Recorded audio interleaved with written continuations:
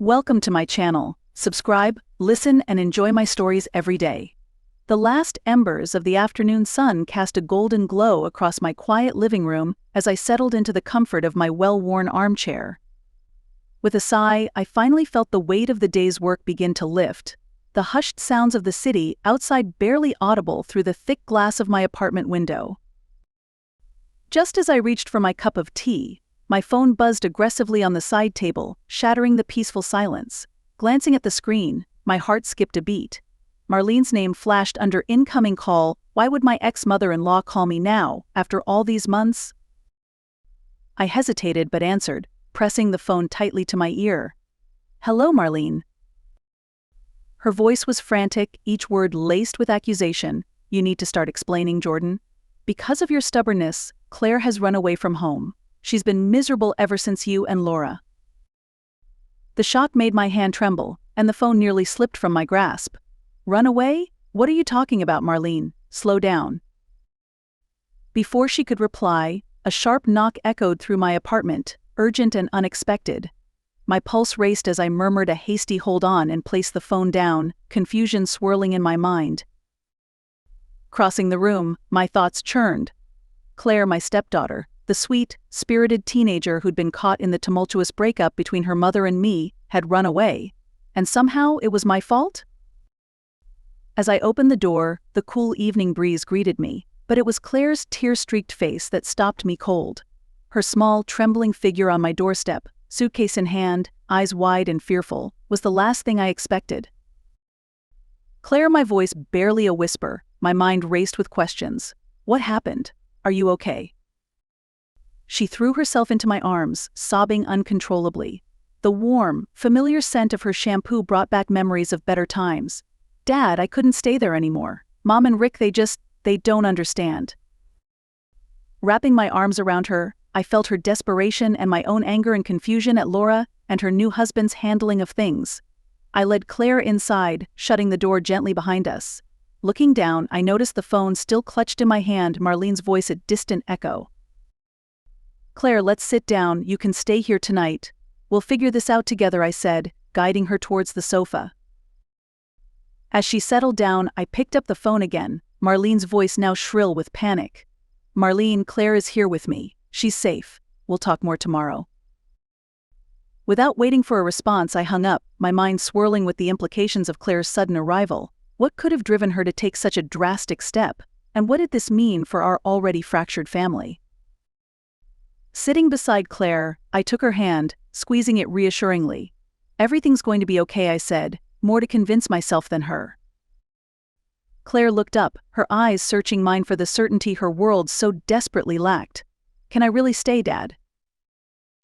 "Of course, you're always welcome here," I assured her, but as I spoke, the weight of our new reality settled on my shoulders. This was just the beginning, and I knew that the path ahead would be fraught with challenges neither of us could foresee. As the city lights flickered to life outside, casting long shadows across the room, the knock on my door had brought not just my stepdaughter back into my life, but also the inevitable confrontation that would follow. The battle lines were drawn, and this time, I couldn't afford to lose. The morning light filters in softly through the blinds, casting lines across the living room where Claire had finally fallen asleep after hours of talking and tears. I watch her for a moment, her chest rising and falling evenly, the stress lines softened by sleep. As I brew coffee in the kitchen, my phone vibrates a text from Laura, Claire's mother, my ex-wife. The message is curt: "We need to talk. Coming over with Rick." I barely have time to process the message when another knock resounds through the apartment. Not waiting for an invitation, Laura strides in, her eyes scanning the room until they land on Claire's sleeping form. Rick follows, his posture rigid, his face set in a frown. "Jordan, we need to sort this out now," Laura begins, her voice strained. "This is ridiculous. She can't just run off whenever she feels like it." Rick interjects, his tone harsh. "She's manipulating you, playing the situation to her advantage, because she knows you'll take her side." I clench my fists, trying to keep my voice even.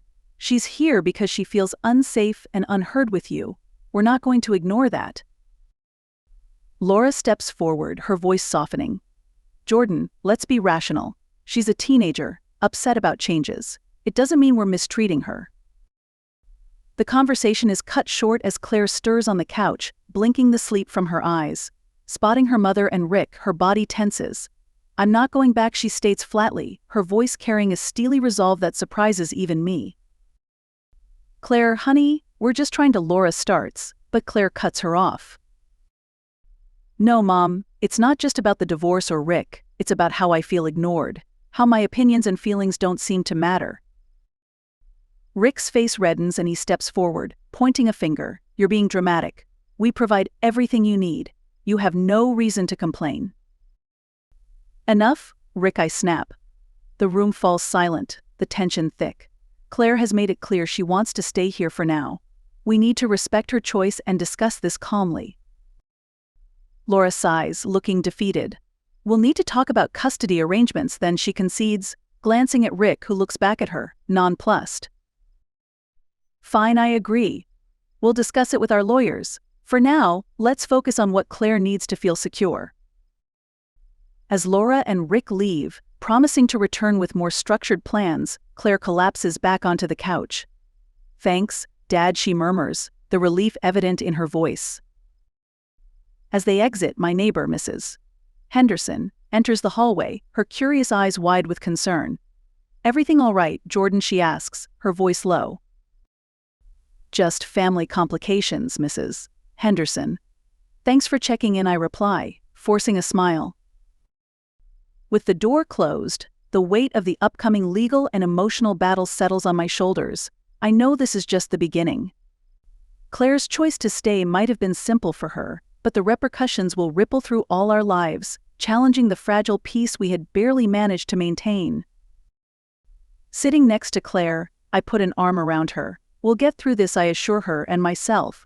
But as I look into her grateful yet weary eyes, I wonder at the cost we'll all have to pay before this is over. The sharp clink of my coffee mug hitting the ceramic coaster breaks the thick silence in my living room, where Claire sits, scrolling through her phone, occasionally glancing up with a furrowed brow. The tension from the morning's confrontation still lingers like a stubborn fog. As I prepare for the day ahead, my phone rings. It's Ethan, my lawyer, his tone businesslike yet sympathetic. "Jordan, we need to strategize. Laura's lawyer contacted me. They're pushing for a mediation session next week. They want to resolve the custody formally." Already I respond, the words heavy in my chest. "I thought we'd have more time to prepare." "They're being aggressive, but it's not unexpected. We should meet to discuss our approach. How's Claire holding up?"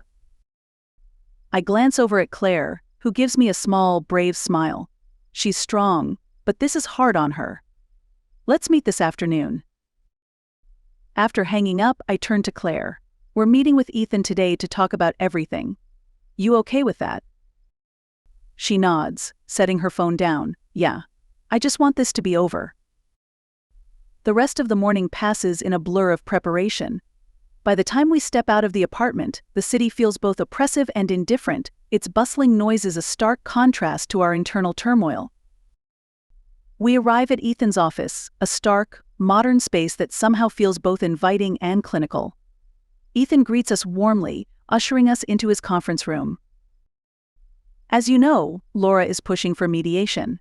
It's likely she'll argue that Claire's decision was impulsive, influenced by the recent changes at home," Ethan explains, laying out documents filled with legal jargon. "Claire made her choice clear," I assert, feeling a protective surge. "She's old enough to have her say heard." Ethan nods, jotting down notes. "Absolutely. We'll emphasize her maturity and her right to choose her living conditions. However, prepare for personal attacks. They might try to paint you in a negative light to strengthen their case." Claire's hands clench into fists, her voice barely a whisper. "Can they do that?" "They can try," Ethan replies seriously. "But we'll counter it. We need to show that Jordan's home is a stable, loving environment. Claire, your testimony could be pivotal." As we dive deeper into potential scenarios and strategies, the room feels smaller, the walls inching closer with each legal term and clause discussed. Leaving Ethan's office, Claire leans against me slightly. "Dad, what if the judge doesn't believe me?" I squeeze her shoulder reassuringly. "We'll make them believe. We're in this together, okay?" As we head back home, the city seems to pulse with a rhythm of chaos and life, mirroring the turmoil we feel inside. Once home, the phone rings again. This time, it's Marlene. "Jordan, I just wanted to say I hope you know I'm on Claire's side in this. If you need me to speak to Laura, just say the word." Her words, unexpected yet sincere, add a sliver of hope to our fraught situation. "Thanks, Marlene, that means a lot right now." Hanging up, I realize that alliances are shifting, forming in ways I hadn't anticipated. As the sun sets, casting long shadows across the floor, I understand that while the legal battle looms large, the real fight is for Claire's happiness and future. And it's a fight I'm ready to face. The day of the mediation arrives, cloaked in a solemn gray that mirrors the storm brewing in my heart. Claire, looking more composed than I feel, squeezes my hand as we enter the stark building where decisions about her future will be made. We're ushered into a small, windowless room. Laura and Rick are already seated across the table, their faces set in grim lines. The mediator, a middle-aged woman with sharp eyes, introduces herself as Ms. Jennings. "Let's try to keep this civil and focused on Claire's best interests, Ms. Jennings begins, her voice firm. Laura nods, her lawyer ready with a stack of papers. "We intend to show that Claire's decision was not in her best interests and that she has been unduly influenced by Jordan." Before I can respond, Ethan leans forward. Claire is nearly 16, well capable of expressing her valid concerns about her living situation. We have statements from her and several character witnesses who support her decision. The discussion heats up, with each side presenting their arguments. Suddenly, Rick, who had been silently fuming, slams his hand on the table. "This is all just manipulation. Jordan has been plotting to take Claire away since the divorce." The room falls silent at his outburst. Ms. Jennings raises her eyebrows, signaling him to calm down. It's then that Claire, who had been quiet, stands up. "Can I say something?" she asks, her voice steady. Everyone turns to look at her, and Ms. Jennings nods. "I wasn't manipulated by anyone. I chose to leave because I felt ignored and sidelined. But there's something else." Claire pauses, taking a deep breath. "I found emails between Rick and someone not my mom. They were planning to move away, and I was supposed to just go along with it." The revelation sends a shockwave through the room. Laura turns to Rick, her face pale with shock. "Is this true, Rick?" Rick stammers, his facade crumbling. Laura, it's not what you think." "But it is," Claire interjects, pulling out copies of the emails from her bag. "I found these a week before I left. I didn't know how to tell you, Mom." Laura's eyes fill with tears as she reads the emails. The mediator calls for a break, but the damage is done. Laura steps outside with Rick, their heated conversation barely audible through the closed door. Ethan uses the moment to lean over. "This changes everything. It's clear Claire has been put in an incredibly unfair position." When we reconvene, Laura is alone. She looks defeated.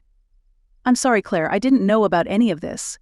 Jordan, I don't think I'm in a position to fight this." Ms. Jennings quickly drafts up an agreement giving me primary custody, with generous visitation rights for Laura. As we all sign the papers, the weight of the past few months seems to lift slightly. Outside, the clouds begin to part, letting through beams of sunlight. Claire hugs me tightly, then turns to Laura. "Mom, I hope you find happiness. I just want us all to find peace." As we walk out of the building, Claire's smile is tinged with relief and maturity beyond her years. The storm had broken, not just outside, but in our lives, clearing the way for a new beginning. And as we step into the sunlight, I realize that sometimes, the hardest fights bring the most valuable rewards.